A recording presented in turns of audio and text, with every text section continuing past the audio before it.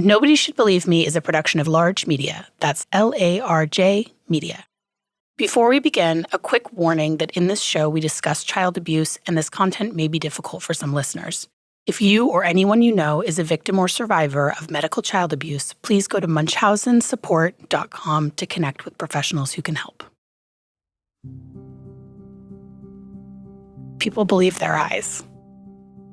That's something that actually is so central to this whole issue and to people that experience this, is that we do believe the people that we love when they're telling us something. If you questioned everything that everyone told you, you couldn't make it through your day.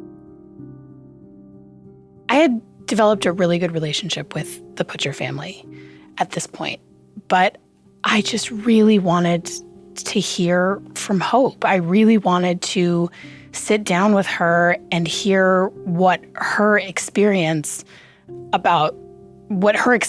this had been like, because that was still the biggest mystery. So I got her number from her father, Paul, and I sent her a text message asking her if she'd be willing to talk to me, and she told me she would think about it.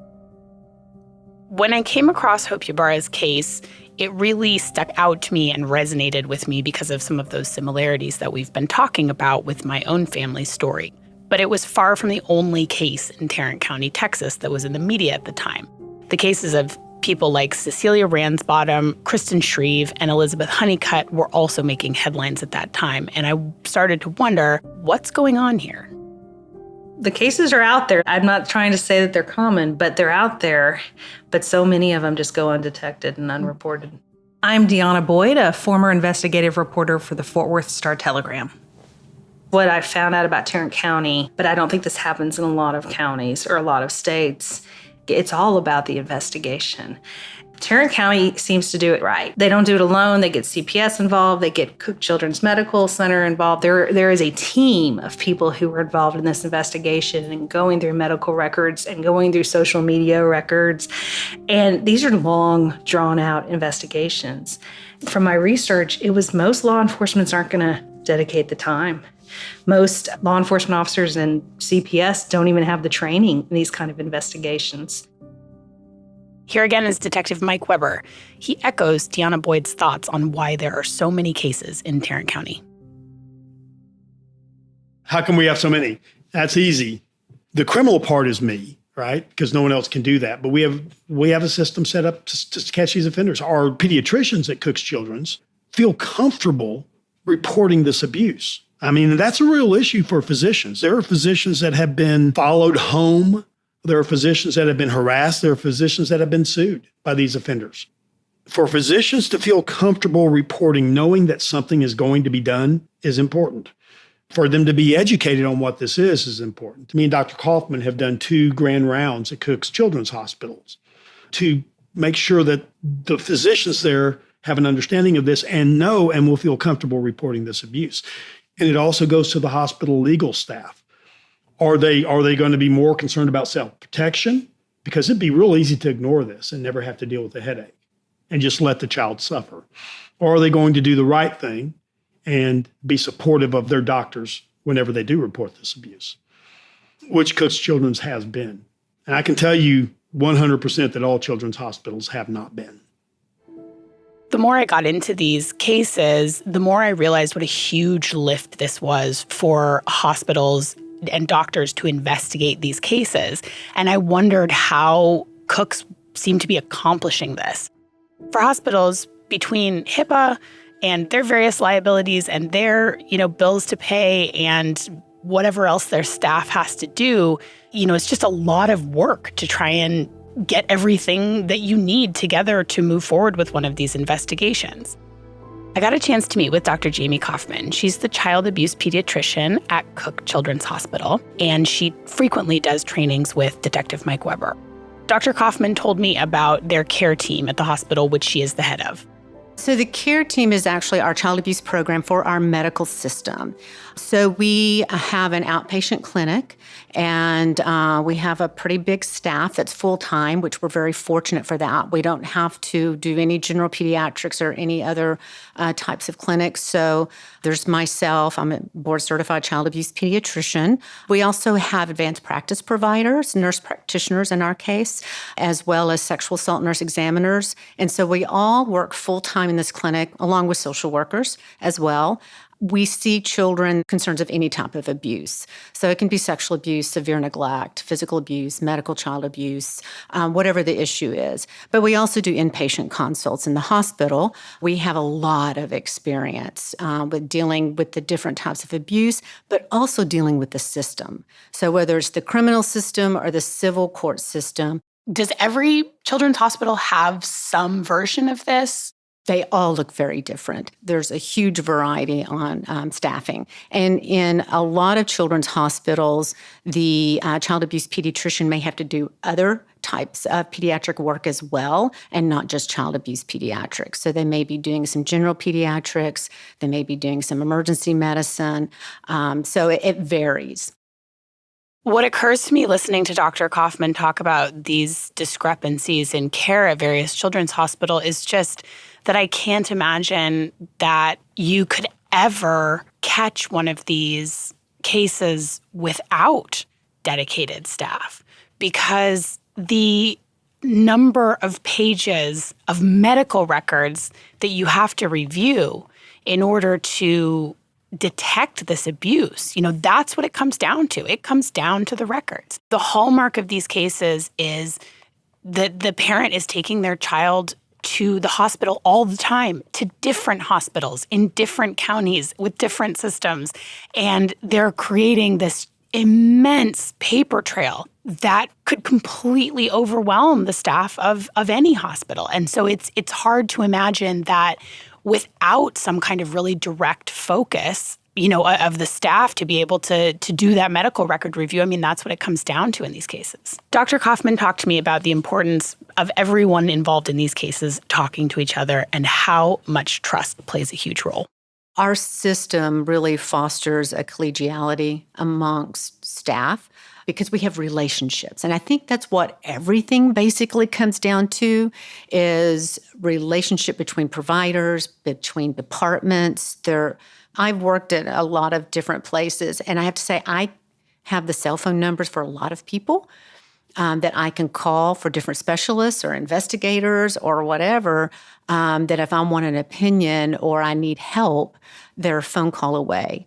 They're an email away. They're an instant message away.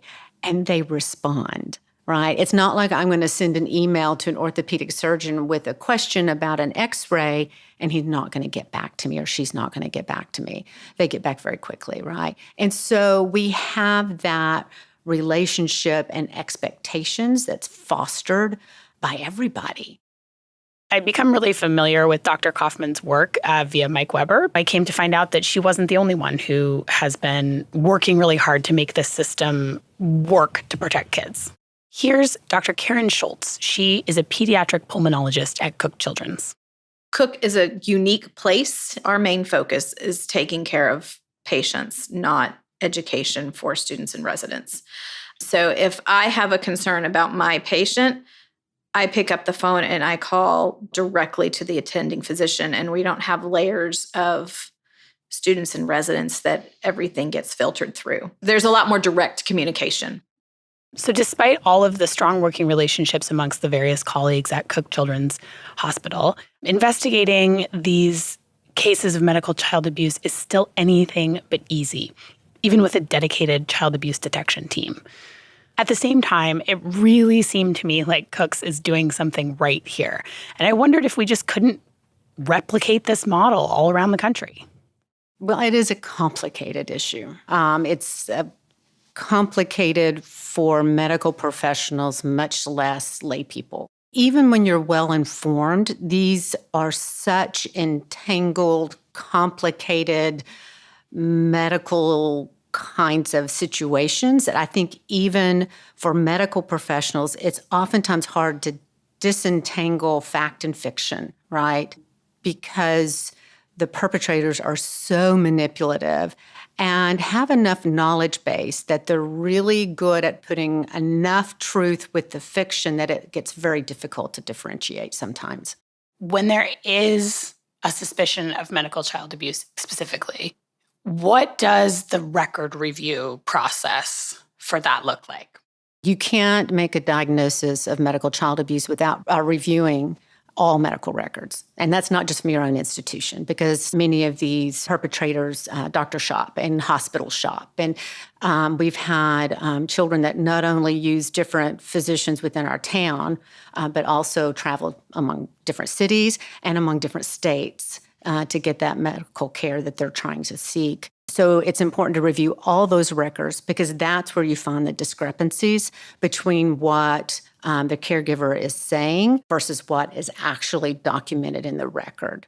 And so when you start seeing those discrepancies where they're saying, oh, this child had a brain bleed, for example, and then you review the records and they're saying the brain bleed was found on this hospitalization, you review that and you're finding, oh, there was a normal head CT scan. There was no brain bleed. So there you find that's a falsified report of a medical condition that isn't true. And so you're looking for those kind of discrepancies in the record.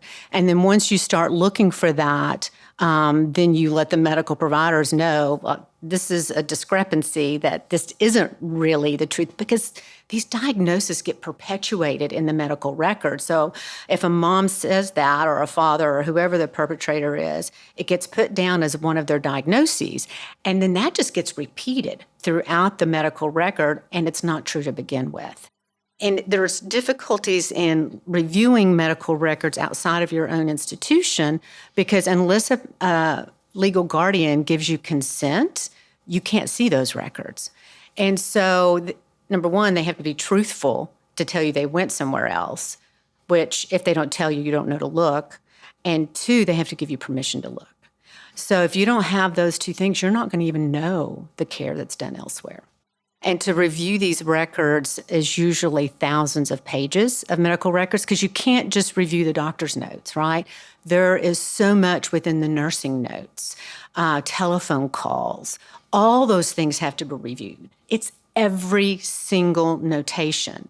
And it can take well over 100 hours to do all that. And of course, insurance doesn't reimburse for any of that time.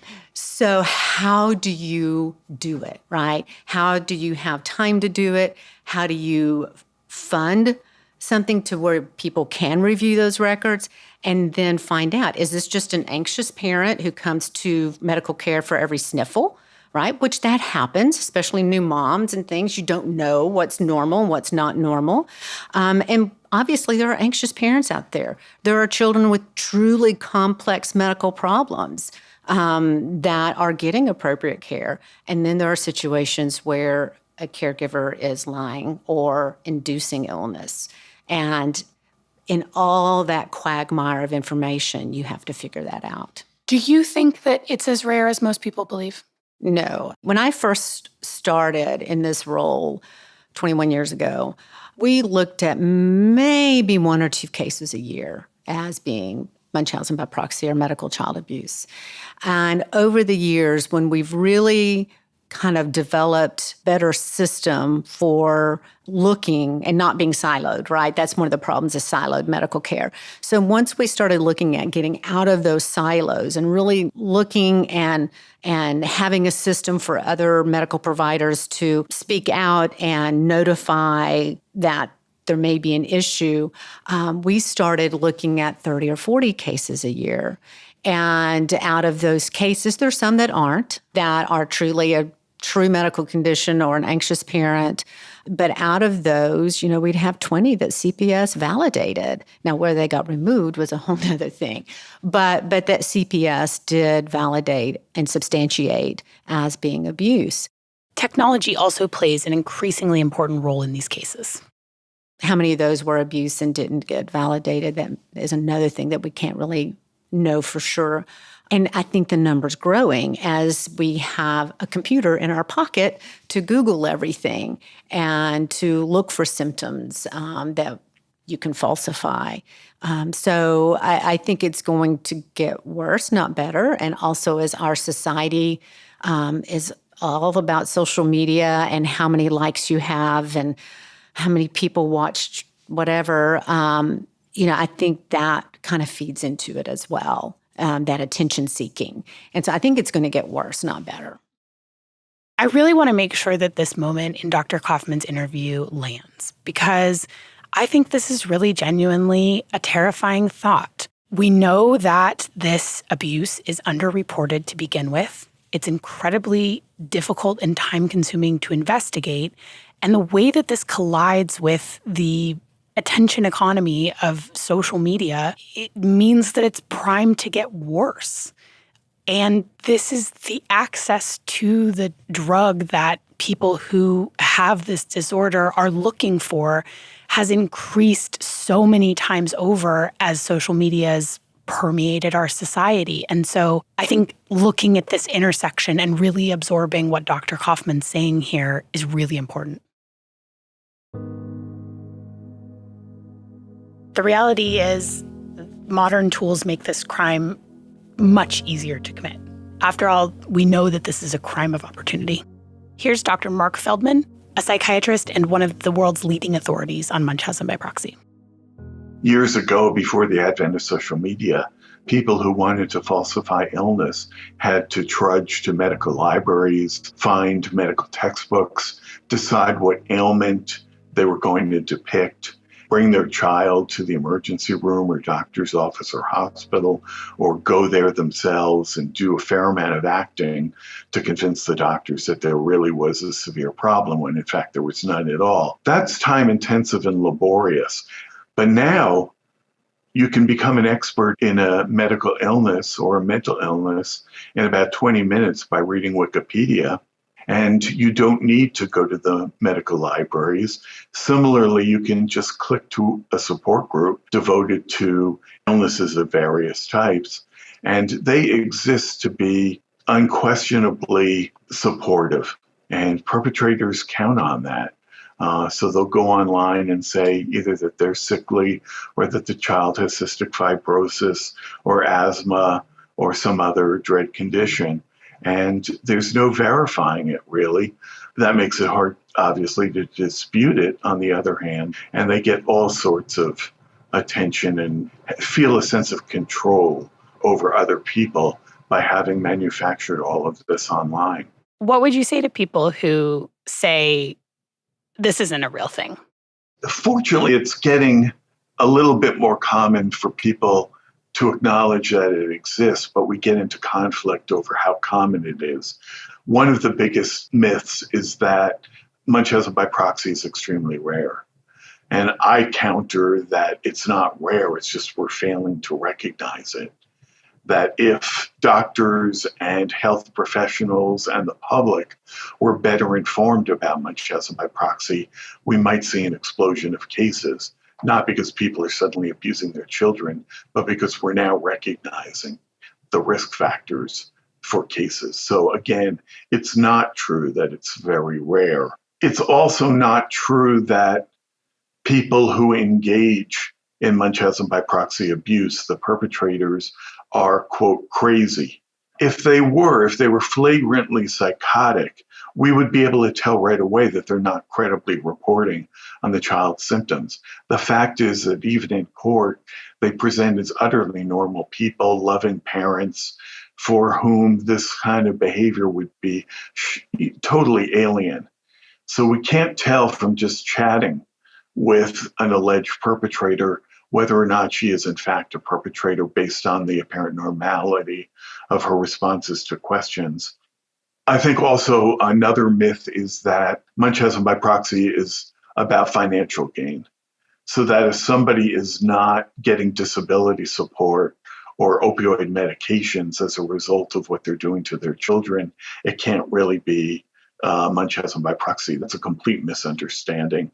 We call that malingering by proxy, or just plain malingering. The aim there is to acquire attention, sympathy, and concern.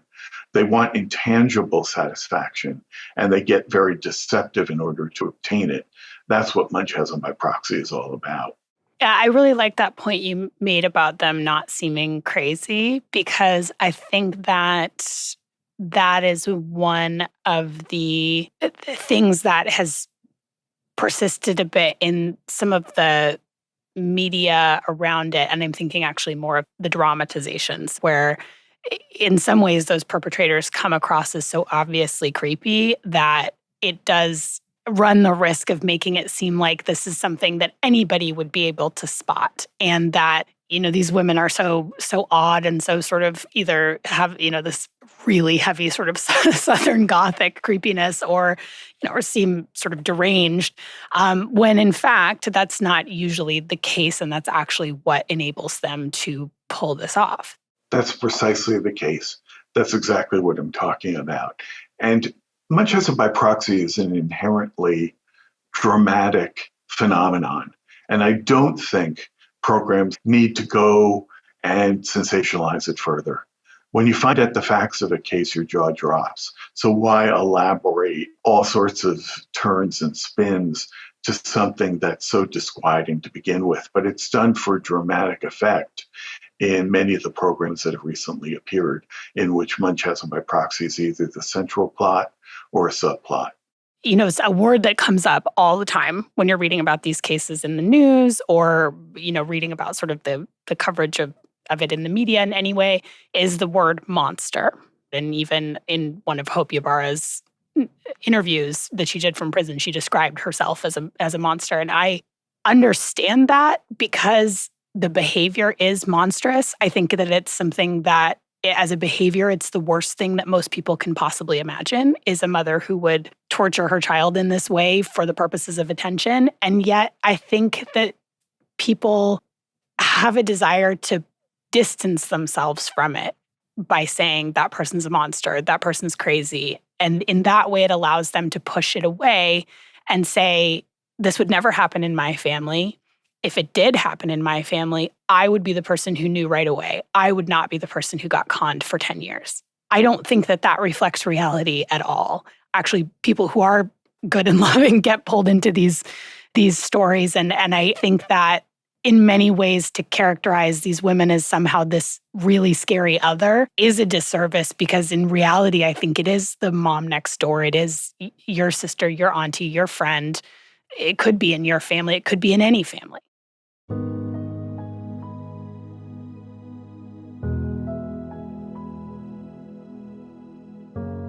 Against all odds, Tarrant County is still catching and prosecuting more of these cases than anywhere else in the country. Again, here's Detective Mike Weber. After the first case that I worked on, I went to my chief prosecutor, Alana Minton. And I told her, I'm like, I'd seen what it took to work these cases, the volume of the amount of work. And I told Alana, detective with 30 cases on his caseload is going to have a hard time working these. Why don't you just give any more of these that come in to me? Ybarra came in 2 months later, and that was in April of 2009 when we got the Ybarra case. And from that point until 2015, I investigated 16 reports of this abuse, and we filed 6 criminal cases. We got 5 guilty pleas to child abuse crimes and 1 guilty plea to Medicaid fraud. So Mike has a really impressive track record, and he's considered the top expert in the country on law enforcement in medical child abuse cases. But the road in Mike's career has not always been easy for him. I went to the sheriff's office in 2018. And how many more have you worked on since that time?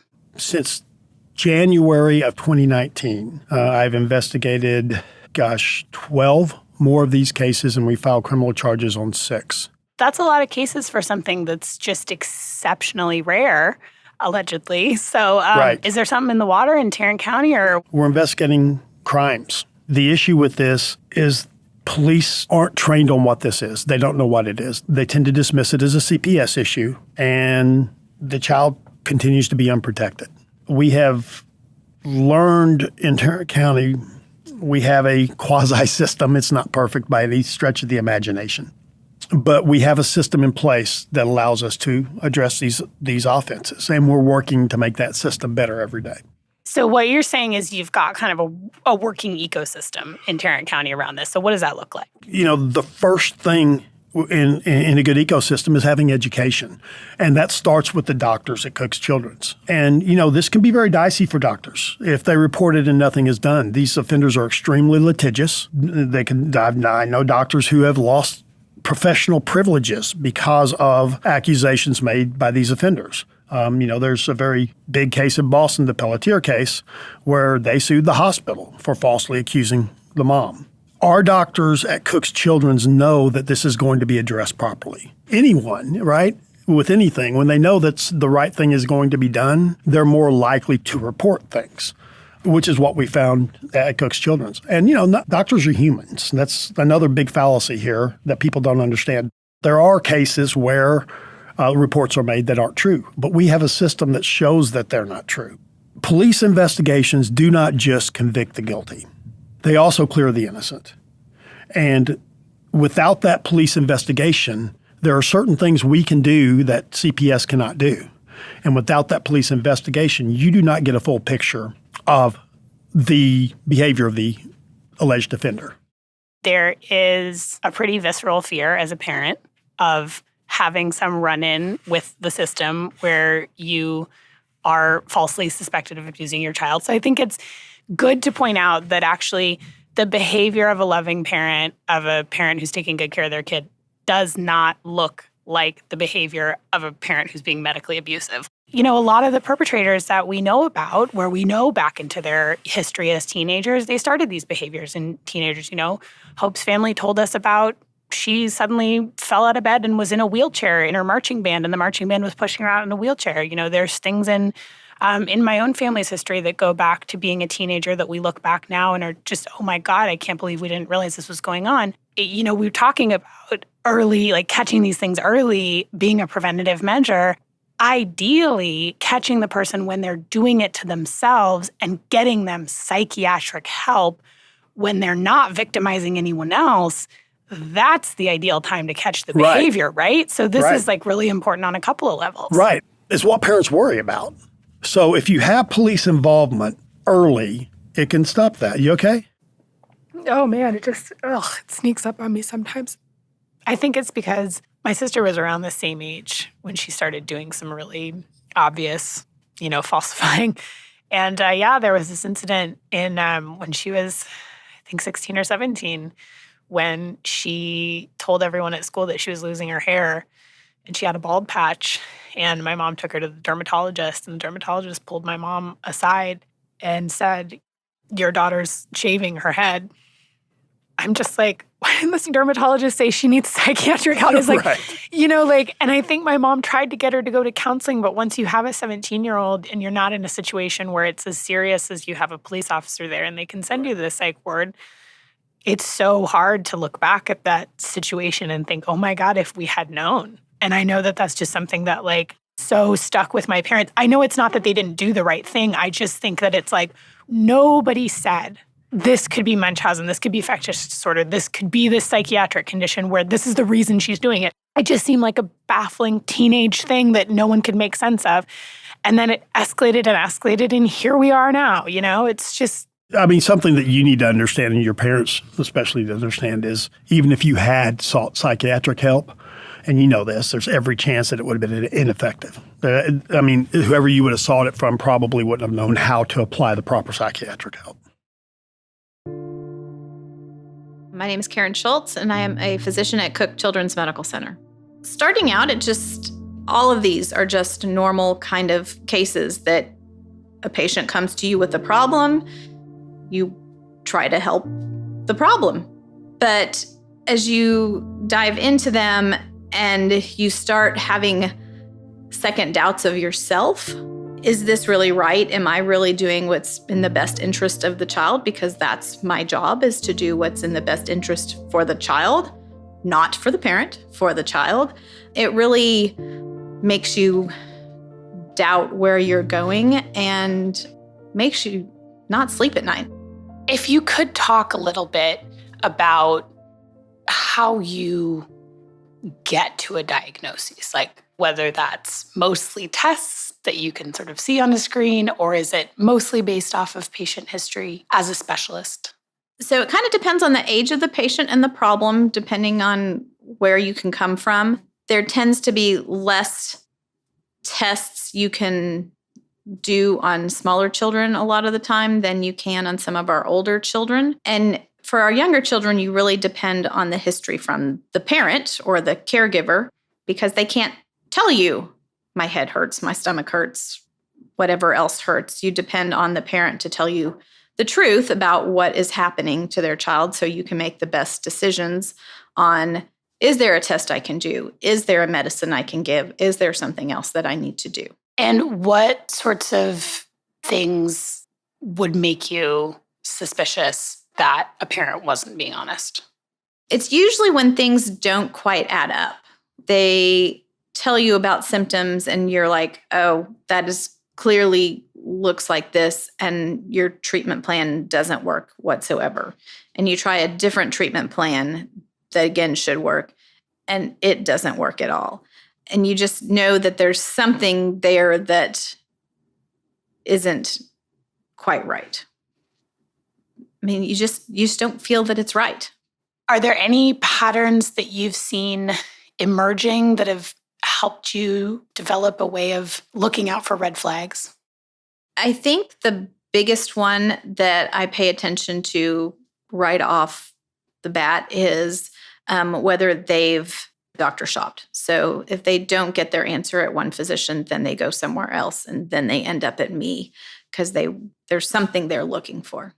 A lot of people, if they had the feeling that something was wrong with their child and felt like the doctor they took them to wasn't being responsive to their concerns, it would be pretty natural to go and seek a second opinion. So how do you differentiate this kind of doctor shopping that you're talking about from a parent's more natural inclination to follow their instincts about their child's health? I mean, as a parent, if I had any doubt about what the physician was telling me, and I would go find someone else to ask the same question to. I think the big part is they've had multiple normal tests or multiple appropriate therapies that families report don't help. And then they're switching and wanting all of the same evaluation repeated. Obviously, some things are medically complex. Like, what sort of distinguishes that? Like, what does that look like so we can kind of contrast it with what you just described? You can verbally review the test results with the family and say, okay, these are all the things that I know are normal. And the families who are really looking for a second opinion will go, okay, so what do we do now? And a lot of my medical child abuse families will say, yeah, but I don't really believe that. They are clearly looking for a yes, rather than we've ruled out X, Y, and Z, so now what comes after that? The assumption would be that someone would go to something that was really rare and sort of hard to test for, et cetera. But you're saying that some of these things that parents are bringing their kids in where it does turn out to be an abusive situation are pretty common things. It's just that the child's response is not what you would expect? Yes. Ones that are easy for families to tell you about and hard for doctors to prove they're lying. One of the most common just in general for medical child abuse is failure to thrive. The family comes in and you go through a whole plan of how you're going to feed this child, how you're going to get the child to gain weight, what you're going to do. You can bring them into the hospital. You can document them gaining weight in the hospital, and they go home and they lose weight again. And you bring them back into the hospital and they gain weight and they go home and they lose weight again. And so that's really documenting that I can make this child gain weight when they're there. I am trusting that the family is doing the same thing at home, but clearly they are not, is the conclusion you come to eventually. Our training is a patient comes to you, you figure out the problem, you treat them, everybody moves on. I mean, there's some chronic illnesses that have lifelong implications, but for the most part, that's your goal, is to get the patient better. And then when they're not getting better, And then you're doubting yourself, is there some medical diagnosis I'm truly missing? And then to make the leap of, is this caregiver not being truthful and that's why they're not getting better? Versus I missed something from a medical standpoint. And when you get to the point where you're thinking, is this really more on the medical child abuse side? Then you keep going back saying, oh, but if I miss something, then I'm going to feel even worse because I missed something rather than thinking that a parent is not being truthful to me. That sounds like a scary place to be as a professional. I mean, this is a lot of responsibility that we give to pediatric medical professionals in particular, to put someone in that position where none of the outcomes are good, right? You're worried you missed something, or this parent is doing this to their child on purpose. Do you think that some physicians are just not even able to make that leap to the possibility of child abuse? It's a hard leap to make, especially that first time or two when you haven't been exposed to it as much. And I think it's why a lot of these cases, the children undergo multiple procedures, is because the physician's going, oh, but what if I did miss something? And so you're really then just playing into the caregiver's wants and desires to have the focus put back onto the child and the caregiver. Once you suspect that this may be a case of medical child abuse, as a doctor, what happens next? Generally, I try to document well that the steps that we have gone through to get to that point. Then I generally call CPS. And they're my first line to get more investigation done. It's become really clear to me how, in order to protect children from this form of abuse, every part of the system needs to be working well and working in concert, from the doctors to CPS to law enforcement to family court and criminal court. And in some ways, this makes me feel a little hopeless, because the idea that all of those systems would work together in this seamless way almost seems like an impossible bar to reach. And yet the fact that these systems are working, this ecosystem clearly is developing in this one place in Tarrant County, Texas, where they're developing something of a model for what a successful system that does protect children from this abuse and that does catch these perpetrators when they're hurting their kids, what that looks like. I think the really chilling thing that settled into me as I dug deeper into what is working at Tarrant County is just that there's no reason to believe that there's something extraordinary about Tarrant County in that they just have a higher rate of Munchausen by proxy than other places. Right now, the way that this issue of Munchausen by proxy is presented in the culture when it's talked about at all is as being an extremely rare thing. None of the experts that I've spoken to throughout the course of this project have told me that they think it's rare. They don't think it's common, but it's not rare. It's likely as prevalent as any other form of child abuse, just something that's interwoven into our communities. We know that right now, the various systems and mechanisms that are meant to catch child abuse are not working. If we were catching it, unfortunately, I think every county would look like Tarrant County. In the next episode, I'm going to talk to 3 dads who have been through really similar cases, and we are going to delve deeper into what it's like to be the non-offending partner in one of these cases. If you've been listening to this podcast and some of the details sound very familiar to you from your own life or someone that you know, please visit us at munchausensupport.com. We have resources there from some of the top experts in the country, and we can connect you with professionals who can help. If you are curious about this show and the topic of Munchausen by proxy, follow me on Instagram at Andrea Dunlop. If you would like to support the show, you can do so at patreon.com/nobodysshouldbelieveme. And if monetary support is not an option for you right now, you can also rate and review the podcast on Apple and share on your social media. Word of mouth is so important for podcasts, and we really appreciate it. Nobody Should Believe Me is a production of Large Media. Our lead producer is Tina Knoll. The show was edited by Lisa Gray with help from Wendy Nardi. Jeff Gall is our sound engineer. Additional scoring and music by Johnny Nicholson and Joel Shupak.